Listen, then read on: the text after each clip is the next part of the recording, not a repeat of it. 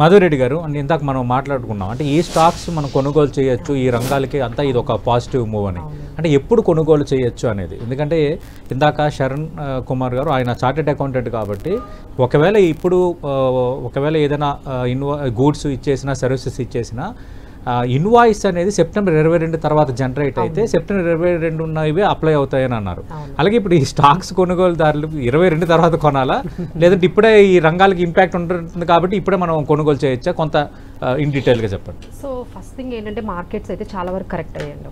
మనకి ఎప్పుడైతే ఈ ట్రంప్ టారిఫ్ స్టార్ట్ అయ్యాయో అంటే దాదాపుగా 1 year నుంచి అండి 1 year నుంచి ఇన్వెస్టర్స్ అందరూ కూడా బాగా నెగిటివ్లోకి మార్కెట్స్ వెళ్ళిపోయిన తర్వాత వాళ్ళందరూ కూడా చాలా మంది మార్కెట్స్ నుంచి వెళ్ళిపోయారు పక్కకి.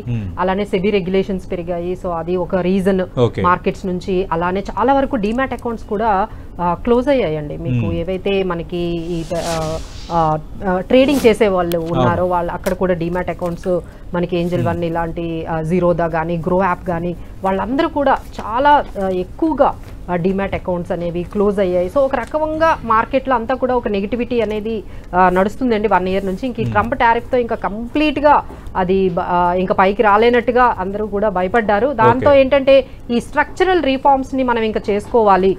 So India shows no signs to come under US pressure.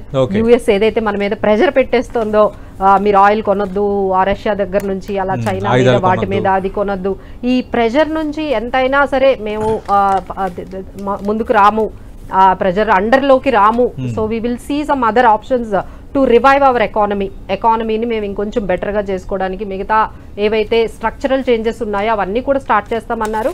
This is the first thing అండి. Maybe we might expect some other things maybe in future. ఇంకా మనం ఏంటంటే ఈ స్ట్రక్చరల్ రిఫార్మ్స్ ఎప్పుడో జరిగాయండి. ఇవన్నీ చాలా ఇయర్స్ బ్యాక్ జరిగాయి. ఇప్పుడు మళ్ళీ కూడా స్టార్ట్ చేసుకొని మనం ఇంకొక లెవెల్కి అంటే ఇప్పుడు మనము 3rd లార్జెస్ట్ ఎకానమీ అవ్వాలన్నా ఒక 10 trillion ఏదో మనం ఏదైతే అనుకుంటున్నామో ఇవన్నీ అవ్వాలి అంటే స్ట్రక్చరల్ రిఫార్మ్స్ అనేవి చాలా ఇంపార్టెంట్ అండి. ఇప్పుడు మనకు ఇది ఒక అడ్వాంటేజెస్గా తీసుకొని మనం ఒక ఛాలెంజ్గా తీసుకొని ముందుకెళ్తున్నాము.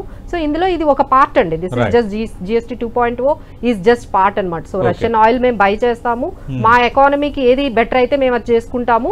సో అలానే మనము ఎక్స్పోర్ట్ డైవర్సిఫికేషన్ మిగతా మార్కెట్స్ లోకి వెళ్తూ ఉన్నాము. అలానే మనము డొమెస్టిక్ గా మేము ఈ రిఫార్మ్స్ చేసుకుంటూ నెక్స్ట్ లెవెల్ కి వెళ్ళబోతున్నాం కానీ but we don't come under the pressure of US అని దిస్ ఇస్ ఏ ఆన్సర్ అని చెప్పుకోవచ్చు. రైట్.